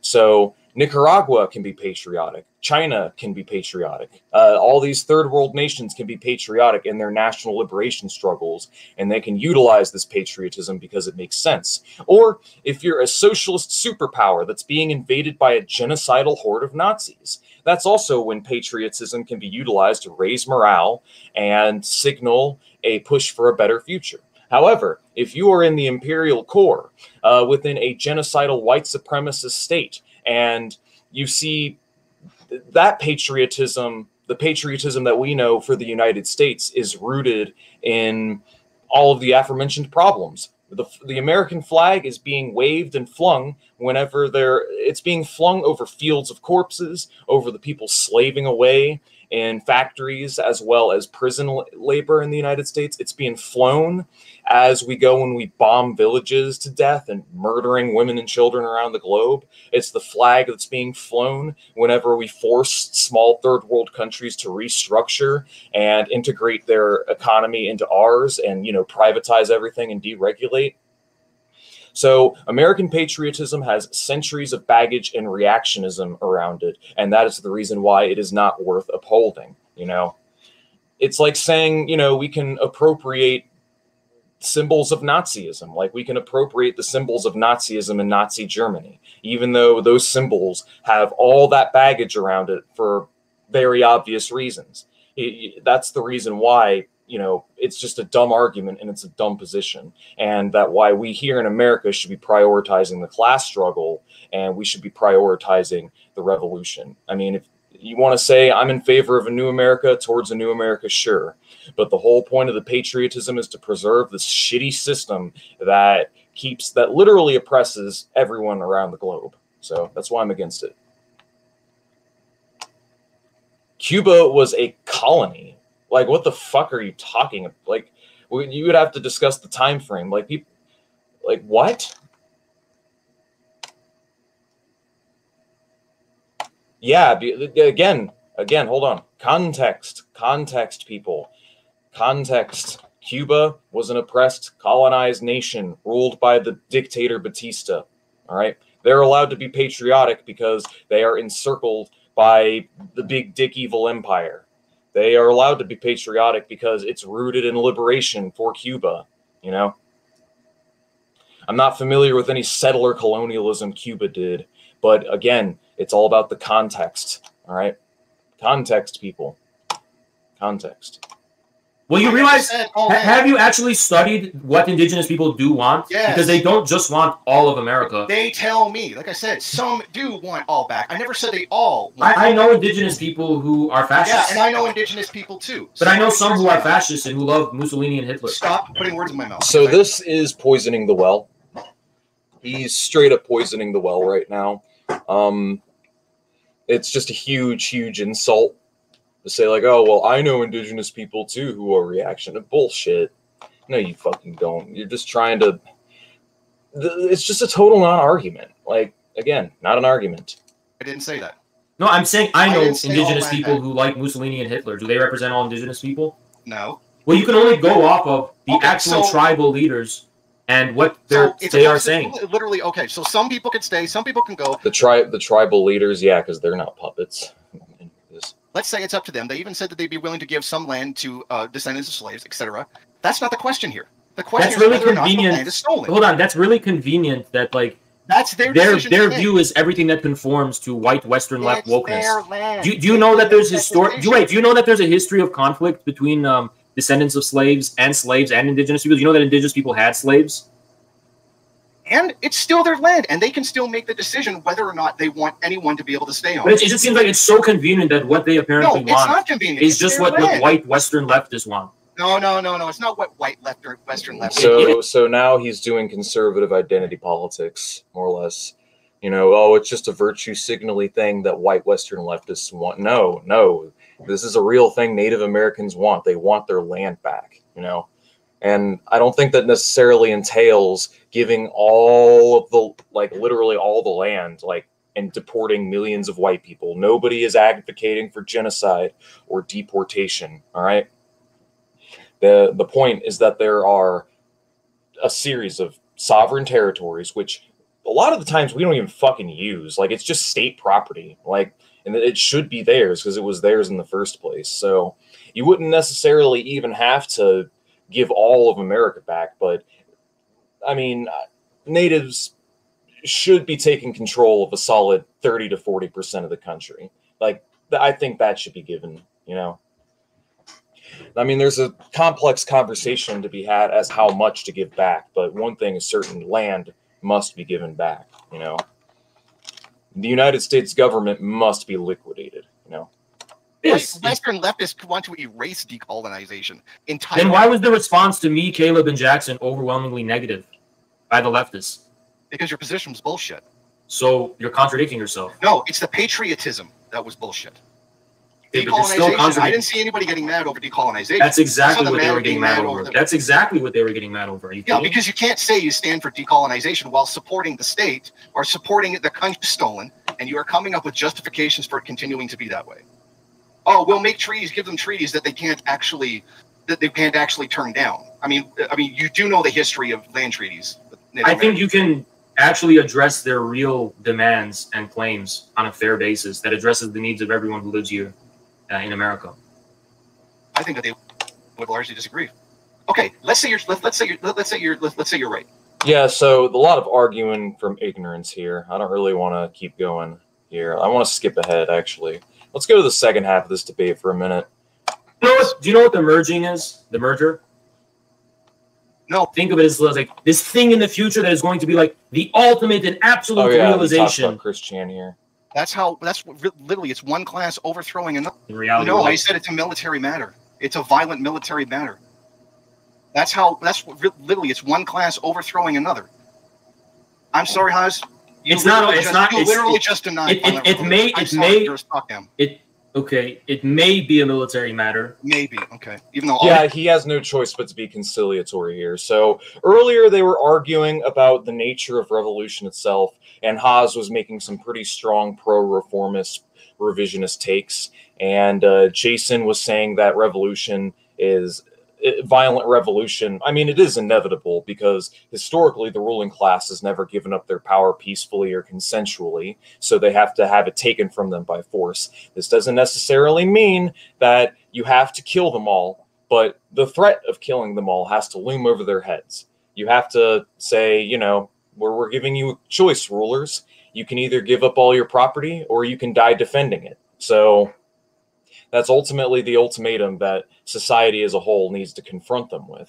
So yeah, no. Anywho, Haas asks him, this is the meme moment of the debate, and I'm not gonna lie, I think Jason is actually pretty based for doing this. It's not. Do you know what? Okay, what is voluntarism in the history of Marxism? Why do Marxists accuse other of voluntarism? Well, it's actually over here. I have no idea what that kind of. It sounds like bullshit, actually. So right it sounds like by violent revolution, you mean people just taking up arms? No, and just... I said violence in the end is necessary along with everything else. What do you mean by violence? This is the meme. Here we go. He grabs. Stop! You fucking idiot. What? You fucking dumbass. Get the fuck out of here, you It's dumb not even fuck. a real gun. It's not a real gun? No. You can't get a fucking AK in Canada. See that? Everyone's just memeing on him. Look at this environment. This really the kind of environment to facilitate honest debate? No, it's not. This whole thing was a show. And this whole thing was a show. This whole thing was a show. Just one big show. Anyways.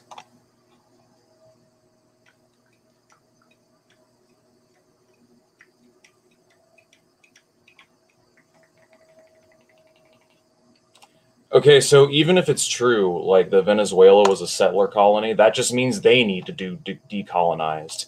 That just means they need to decolonize and they need to respect the needs of their own indigenous populations and take care of them too. But it depends. Is the modern state of Venezuela a settler colony, or was it a previous state? Because Venezuela did have a revolution too, you know. But anyways,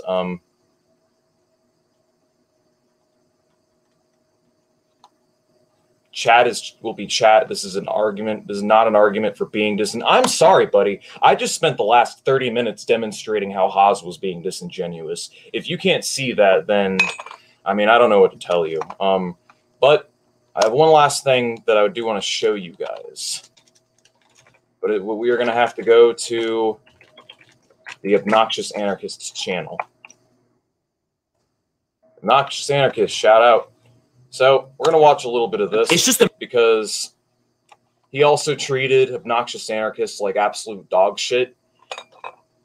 So this is an example of what I'm talking about. Like, at least with respect to the way just Haas acts towards other leftists, it's just really not cool. And it's just really off-putting and very uncomradely. Like, I remember earlier this year when I tried to talk to him, you know, he straight up refused to talk to me just because I had fewer subscribers than him, even though a week before that I had more subs. So it's just really opportunistic. And, you know, it's the same point I'm going to make again. You know, I will never turn down an opportunity to platform a comrade. If there is someone smaller than me who's a content creator, you know, and they've got a message that I like, that I agree with, or they want to have a discussion about something, I am not going to turn them down just because I disagree with them or just because they have a smaller channel. If it's a genuine person that's pushing for a genuine cause, or it's someone who's a comrade, or someone that just wants to hash out disagreements with me on a given subject, then I'm going to give that person the floor. Why? Because we all advocate for the same thing in the end. We're all in this together, you know? But, you know, Haas is just cynically like, oh, you have a smaller audience than me, so you have to beg and grovel, you know, doing that dehumanizing, humiliating shit to people. Well, I don't know why you have to play up this image of this tough guy's lady man. I can get any fucking woman I want, and then the moment you talk to a fucking woman face to face, you act like the most cringe human being on earth. Not taking no for an answer is a cope. When you cannot accept that this person does not want to engage with you in that type of way, and you keep pressing, it's because you cannot accept it, and you're putting on a cope. And everybody can fucking see it. The only people that are going to be on your side are the people who act exactly like you. And all you're doing is creating an environment of yes men. But yes, I could get pretty much anyone I want. Anybody. I think. That's the best fucking part, bro. Oh, let's rewind that a little bit, bro. But yes, I could get pretty much anyone I want. I think. I could get pretty much anyone I want. I think. Me, that's a sign of confidence over there. Me, bro, dude, you're exuding confidence for the ladies. Don't worry about it. No, he was a dick to Obnoxious Anarchist because Obnoxious Anarchist wanted to talk and collab with him, and Haas just goes in just slamming him just because he voiced a disagreement at one point. And then Haas talked to this other Twitch girl, this Twitch lady, and he was just basically spent the conversation simping and trying to harass her, more or less. And I mean, he goes over it through the whole stream. But I'm going to go ahead and skip ahead, and I'm going to let him explain, because he actually explained. Straight into it, and I'm going to respond to this Haas stuff. It's a very short video. It's a 12-minute video, and there are certainly like portions of the video where he's not even talking about me. It seems like he's talking to some kind of straw man or some kind of character that he thinks I am or something like that. But anyways, without further ado, we'll just go on about this. Alright, so let's get into this. I know people, certain people on my channel don't really like Haas, but anyways, it's just a 12-minute video. We're going to go through it quickly, and I'm going to kind of expose what he's saying here, even though the video is titled "Haz exposes the obnoxious anarchist." And I don't know if people know what's going on, but the comment that he's going to be responding to, I made in reaction to the drama that's been happening with that happened with Ink Bites, and I was just uncomfortable watching that interview that he had with Ink Bites. It was very creepy. For me, what struck me as the most disturbing was that he could not take no for an answer, and that's a fucking big problem with people in general, men in general, is that they cannot take no for an answer, bro. Fucking no means no. At the end of the day, the more you try to bring her on to do what you want to do, or the more that you force something that is just not going to happen to, the more cringy it looks. So I was just expressing and becoming more and more distasteful of his rhetoric as I go. But anyways, to each their own. And without further ado, let's get started. Who are you to tell me what to do? Like, who the fuck are you? You're even more of a nobody than Irrelevant. You were fucking... just a little bit of context. Irrelevant is somebody that he's been beefing with lately and stuff like that. So yeah. Have a good one, Louis, man. You're trying to suck my cock for clout for somebody and Irrelevant. You were fucking trying to suck my cock for clout for so long. Dude, first of all, anyways, right off the bat, that's a lie. Somebody and Irrelevant. Hold on. You were fucking trying to suck my cock for clout for so long. Dude, first of all, anyways, right off the bat, that's a lie. I was not trying to suck his cock for clout or anything. But anyways, we'll get into it a little bit further into the video because he revisits it, you know what I mean? Let's continue. Skipping ahead. How's acting entitled to people's positive attention when he... So yeah, this is basically just me responding to Yeah, he does do that. him basically freaking out about how he was on a Twitch stream with some of Zerka's fans or something, and he said something to the effect of men can only feel pleasure from their penises or something like that. And everybody, I don't know what the fuck really happened, to be honest, but people started calling him a virgin, and they were fucking like spamming virgin, and he lost his shit. He got very emotional, and he started talking shit and stuff like that. So I just simply said, that is the sign of an incredibly secure man, someone who's very secure in their masculinity, when a bunch of people are just spamming virgin and you get butthurt over it. I mean, when people get really super offended by insults and, they get emotional about it and spurge out, you guys ever think that it's because those insults are kind of hitting close to home? You ever think it's because those insults are, little bit, there's some sort of accuracy in those insults? Now, I mean, this is something that young men in general struggle with and deal with. It's something I've even dealt with in the past. The desire to be able to have sex with multiple novel partners, get with plenty of novel partners, and slay, so to speak. There's a lot of pressure, indirect pressure on men culturally to be ladies' men, to be able to get girls. If a guy sleeps around, he's a player, he's a badass. It's a positive thing. If a girl sleeps around, it's a negative thing. She's a slut. She's a broken lock. But if a guy does it, he's a master key. So that's the dynamic. So I don't know. We'll go ahead and roll with it. But yeah, no, I've watched this before. I mean, and we're not going to go through all of it. We're just going to go through some of it. But there's some deep insecurities that I see coming from this guy. Anyone who just needs that constant validation and approval and gets that emotional whenever they're confronted. I don't know if you guys saw my debate with Haz, but he sounded like he was on the verge of tears within the first 15 minutes of talking to me, just because I told him to check his altitude and quit being a dick. Seriously, it's fucking ridiculous. You're not entitled to people's positive. You're not entitled to people's positive perceptions and shit like that. Nobody's entitled to that. You know what I mean? Pushes people away, treats women like play objects, and marginalizes anyone who doesn't share his exact political opinions. By the way, this was the most... Find the lie. Find the lie. Most liked comment on Peter Wiley's video. Yeah. Which is interesting. Dude, what can I say, dude? A lot of people feel in a similar way that I do. Even as fucking fans of your content, people who did follow your content, people are left with a bitter taste in their mouth whenever you go on these emotional tirades trying to defend yourself when what you did was obviously wrong. You know what I mean? Right. So I want to clarify for the obnoxious anarchist. I am entitled to people's positive attention. Wow. And here's why I'm entitled. Whoa. Because if you don't give me positive attention in my... Whoa. Holy shit. He really believes his own hype. He is the hype. He genuinely... Oh my... That's incredible. That's impressive. That's like... This is like the fucking cornerstone of a narcissist. He's like fucking Homelander. Jesus Christ. He just wants everybody to love him. am entitled to people's positive attention. And here's why I'm entitled. Because if you don't give me positive attention in my chat, you get VC. I'm not talking about your chat. When I said that you're not entitled to people's positive opinions, it was when you were complaining about being fucking harassed in John Zerka's chat. I'm not talking about your chat. I'm talking about other people. And even your own chat. Actually, let's watch the video directly. Yeah, shout out to the obnoxious anarchist. Haas exposes the obnoxious anarchist. Let's do it.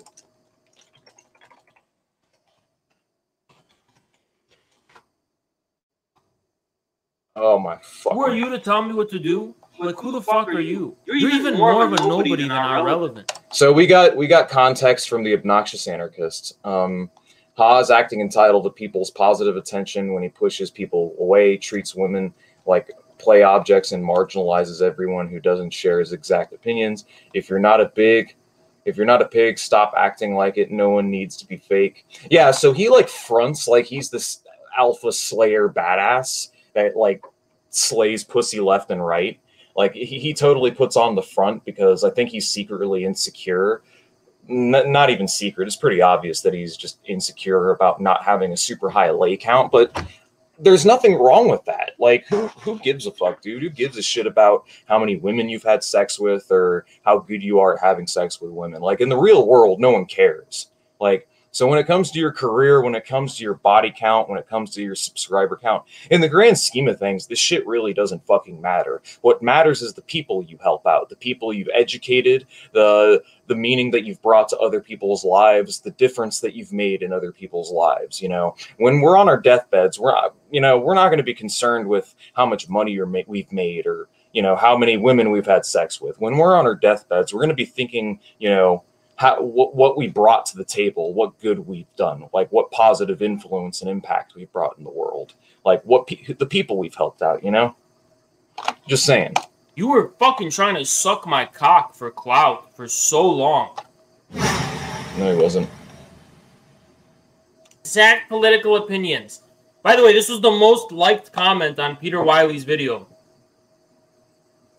Yeah. Which is interesting, right?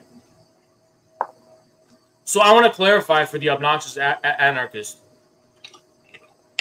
I am entitled to people's positive attention. He is Here's entitled. why I'm entitled. He is entitled. Because if you don't give me positive attention in my chat, you get VC or ban. Your two choices, VC or ban, right? Can't say I'm a coward because I'm giving you an opportunity to be a fucking man, come on my fucking VC and talk your shit in my VC. So you have two options, VC or ban, right? And then I push people away. Speaking about himself. So the obnoxious anarchist is a failed content creator who was on my cock for most of the months of infrared. He messaged him 3 times. He's messaged or directly DM'd or commented on Haas's shit a grand total of 3 times on Twitter. And he shows it in his reaction. He was not on Haas's cock, so to speak. You know, he was just trying to talk to him and, you know, build a bridge with him. But, you know, we see how that worked out. Begging me for clout and begging me for attention and begging me to interview him and platform him and all this dumb shit. And the obnoxious anarchist had the name the obnoxious anarchist. Goran, thank you so much. He was no different than any other weirdo leftist on the internet. I ignored him. I perved him and I left his DMs on red. So now he's mad. The second thing, if people don't give me positive attention, right? There's 2 options, right? I'll leave. If I like the streamer, like Zerka, I'll just leave. If his chat is hating on me, I'll just go, right? Whatever. I don't care. Like, they don't want me. If they don't want me to be there, I won't be there, right? I'll leave. On the other hand, if I'm getting negative attention from a streamer's community, I will go debate that streamer just to show that community that the symbol that they're rallying around, I take a shit on. I turn into my betas and my subs. I become the dom and the alpha. I become the fucking leader. I become the fucking boss of their fucking streamer. And that way, every time they talk shit on me, they will know. Yeah, you talk over them and shout at them and flail angrily. Yes, you've done those things. He's so alpha, so alpha, so chat, so alpha. Yeah. You want out, doggy? I'm gonna let my dog out real quick. I become your daddy. I defeated your daddy, so I'm your new daddy, chat. I'm your new daddy. That's what I do. So yes, I will exact the positive attention of my haters. Unless they scurry away and run away to their fucking image boards and whatever dumb pedophile shit they go on. So, yeah, for whatever reason, he thinks people that browse image boards are all pedos. So yeah, I am entitled, and I'll take my title. Because it's my title, and I'll take that title. Simple as that. If you're not a pig, then stop acting like it. No need to be fake. You don't find value and validation in yourself by pretending to be a womanizer. Completely correct. Absolutely correct. 100% heckin' valid. You don't... fucking taking advantage of women for sex is not a positive thing to do. That's not really like a positive thing to do. Someone who's like actually a feminist and cares about egalitarianism, you know, just saying it's not really a cool thing to do to use women for sex, you know, and just toss them like a used fucking condom. Not really a positive thing, but according to Haas and his community, so alpha, so tough, so big. Woo, woo, woo, woo, woo. You know what I'm saying? Pretending to be a womanizer, I literally admit the fact that my body count is not high. And, you know, and the fact that it's been years since I've, you know, done anything. So I admit that. But here's something I will insist on, right? If I want someone, I can get someone. Yeah, I haven't had sex in years, guys, but if I wanted a girl, I could totally get her, you know? I could totally get any girl I want. You know, I haven't had sex in years, but no, I'm totally, I could totally slay pussy. You know, I'm not gay. I'm not, you know, I'm not an incel. No. Yeah. So secure, man. So sure of yourself. If I want someone, I can get someone. I insist on that 100% certainty. It's just a matter of how long. How long? That depends. It could be a week, could be a month. Whatever. If I want someone, I can get someone. Absolutely anyone I want.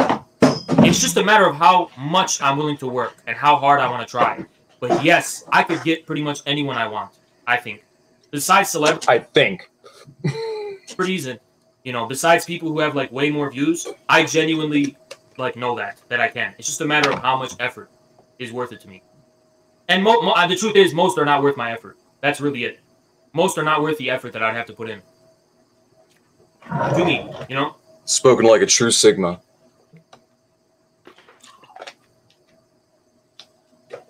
And by the way, I'm telling you this seriously. I'm not joking. I'm not playing a comedy. Like, I'm telling you this seriously. I am telling you this seriously. If I put enough effort into someone, I am absolutely assured. I'm going to go and speed this up because he likes to repeat himself. Depends how long. I'm impatient. But yeah, I'm going to be honest with you guys. Like, I am a pretty good-looking guy. I have some flaws, I guess, physically, but that has never gotten in the way of anything. And I'm an extremely confident guy. You know, I'm an extremely whatever. It's not really that hard for me. You know, I need you guys to stop playing and joking about that. Yeah.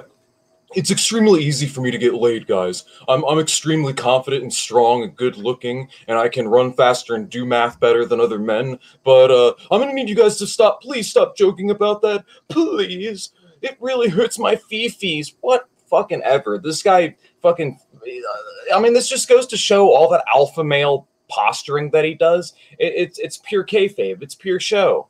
Like, it's a front. I'm telling you right now that people like Haas, people that have to put on this front, you know, are generally not nearly as badass as they say they are in real life. They're not nearly as confident as they say they are in real life. Guarantee you that all these Twitch stream debate bros are little bitches in the real world.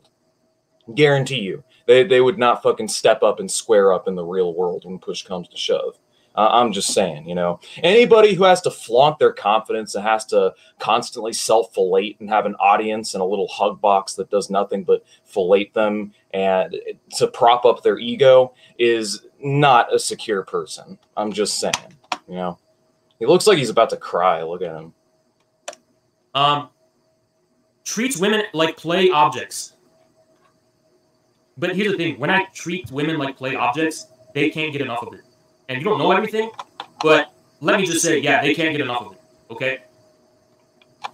Now let's contrast that to the obnoxious anarchist. When this guy talks to women in a comradely and equal way, they are cringing, and their shit is so dry that the weather forecasters became confused about where the Sahara Desert is.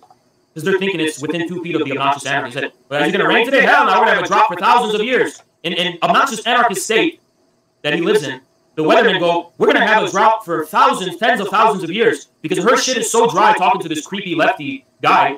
There's no possible way. You don't even know him. You don't know what this guy looks like. You don't know anything about this dude. You're just insulting him because he's rightfully calling you out on your bullshit. That's all it is. He's calling you out on being a weird creepo to this girl online. And, I mean, look how, I mean, he's malding over it. He's been fucking malding over it for the last 12, 13 minutes. It's fucking amazing to me, you know? Oh, you know, I disrespect women and I treat women like shit and they love it. Yeah, I mean, guys, the kind of women you're going to attract if you treat women like that are women that generally have low self-esteems, that are not very self-respecting, and do not think very highly of themselves. And yeah, you can definitely get girls doing that. I mean, that's for certain. I'm more of a long-term relationship guy myself. I personally prefer the stability of being someone who I can depend on. I mean, I've played the field in college, and don't get me wrong, like, the novelty is nice. The novelty of having sex with different people and being single is nice. And, I mean, being single has its perks, but honestly, nowadays, I kind of prefer the stability of being someone who loves and cares about me. So, I mean, it is what it is. This is quintessential toxic masculinity right here. Like, this idea that, you know, Haas is just showing, he's just saying, like, well, you can't get laid. You're just a creepy lefto, but I can get laid with any woman I want. I think, you know? Just pure projection. Honestly, I think this is straight projection right here. Something tells me he struggles a lot more with the ladies than he thinks, and he's probably very insecure about it. Hence why he flipped shit and got so butthurt when he got accused of being a creepo virgin sex fuck, you know? He's like, you say that, you either or get in my chat so I can yell at you, or you're banned. Like, yeah, whatever. There's no possible way. Right? You know these dudes don't talk to women. They can't talk to women. They can't get pussy. That's the difference between them and me, is that I ultimately choose. I choose not to be talking to women all the time.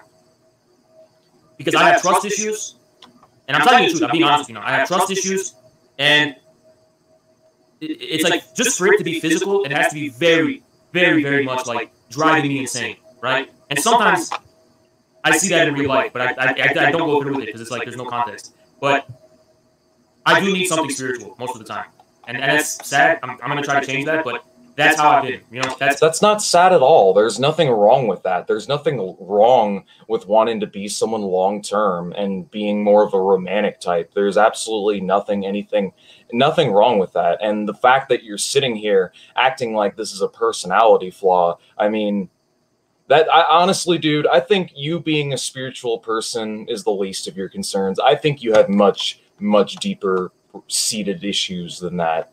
Just saying. That's how I've been for a long time. I need a spiritual connection to get hard. That's true. To get hard, like, to perform, not to, like, imagine or whatever or fantasize, but like to actually be able to fuck someone. I do need to connect with them spiritually. Right? Yeah, he needs to be thinking of men. That's the only way you can get a bone. Nah, I'm just kidding. Just joking.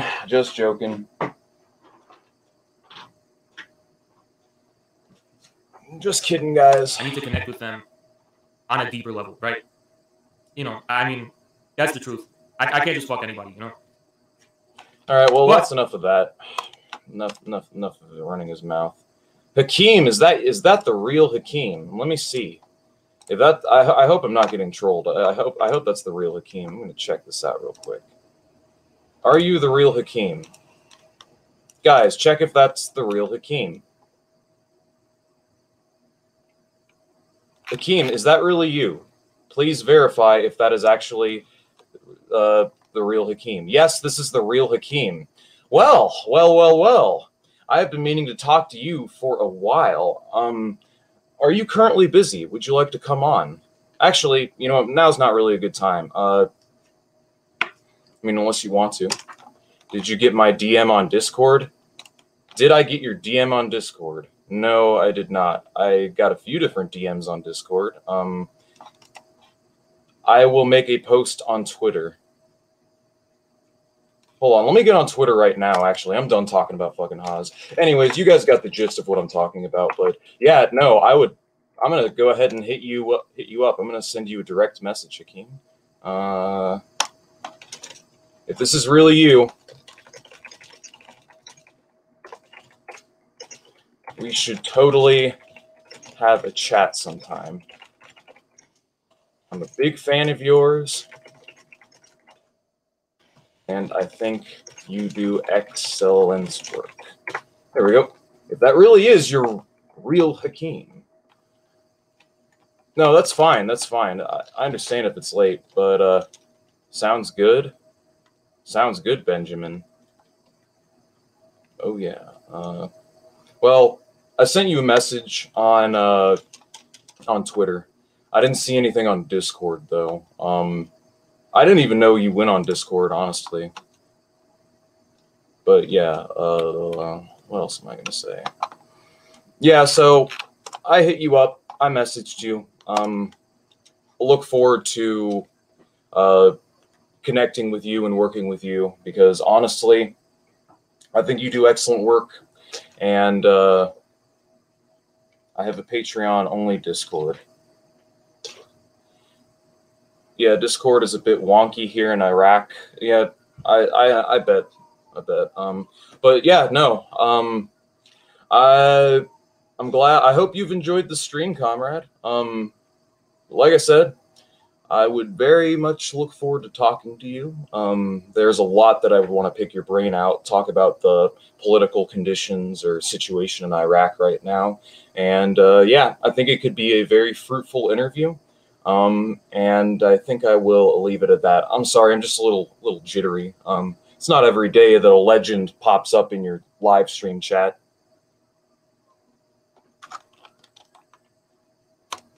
You're so vapid and boring. Imagine being so easy to read. Imagine being so easy to ban. Bye-bye. I'm fucking dreaming. Is that Hakeem? 4 farmers. Well, yeah, so I think I'm going to go ahead and wrap up. I got a Pathfinder game that I'm running here in a minute, but I'll go ahead and finish with my closing thoughts.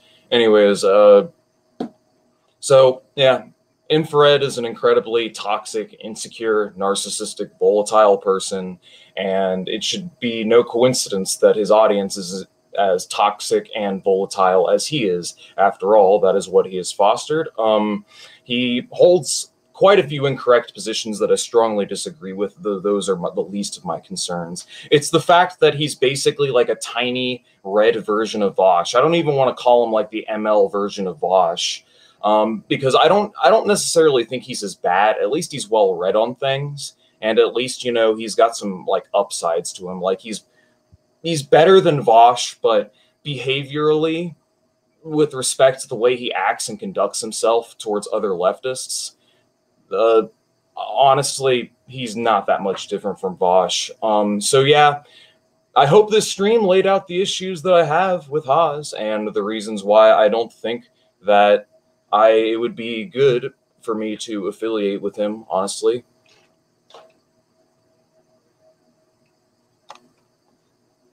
Hey, chat, can you tell FT to extend the stream? I want some viewing material.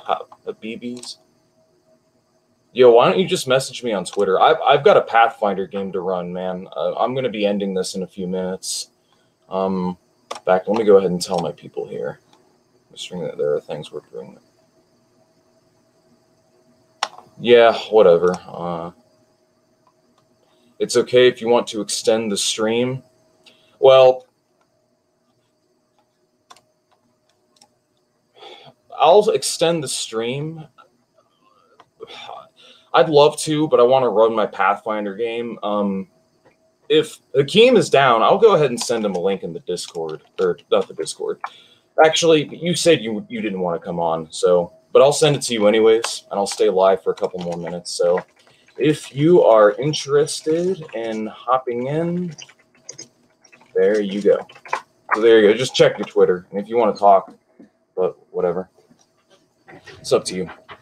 I'm just going to go ahead and read comments for a few more minutes. In fact, I have an even better idea. Why don't I make the most of this? And yeah, why don't I make the most of this and show you guys what I'm up to right now, or what I've been up to lately.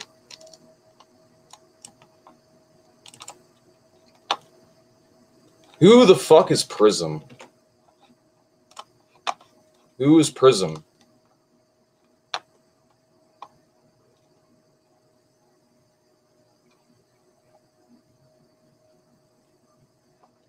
If you can't talk shit, you just avoid.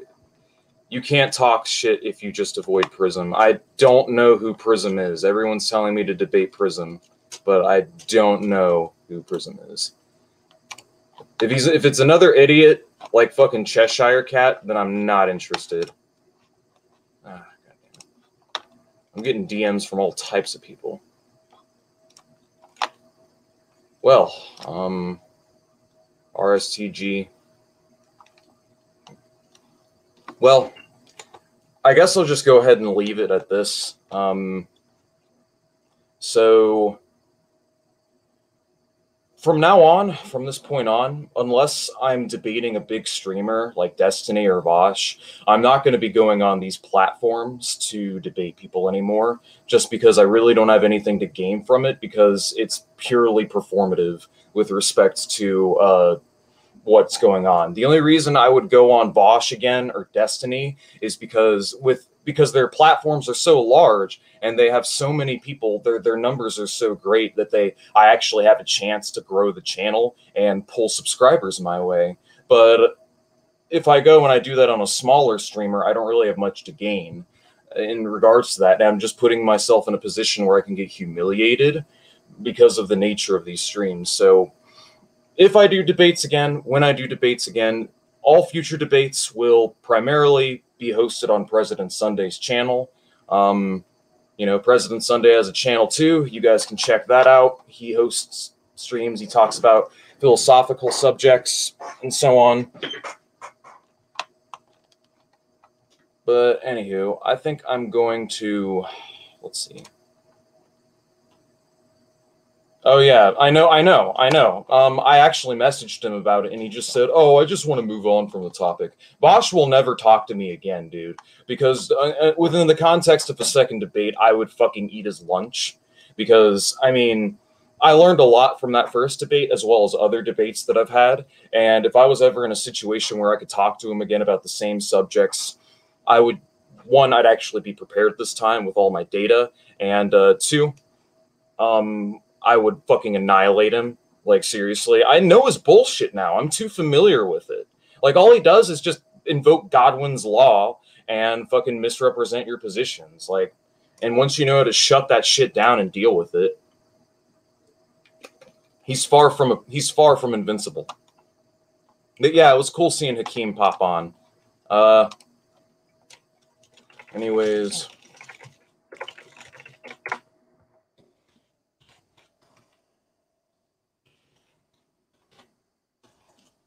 I have a Pathfinder game to run, guys. I'm going to sign off, but I will leave you all with this.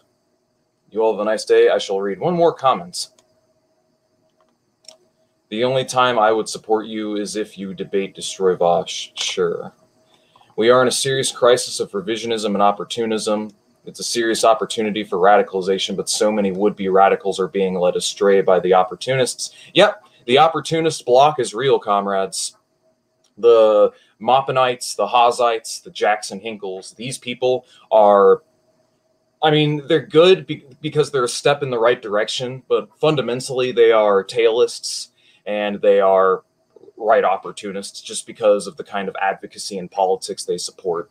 We are in a dire crisis It is a crisis of nobody fucking reading. Like, seriously. That's where we're living in right now, guys. This is Marxism and the crisis of nobody fucking reading. Or doing the fucking reading. Anyways, take it easy.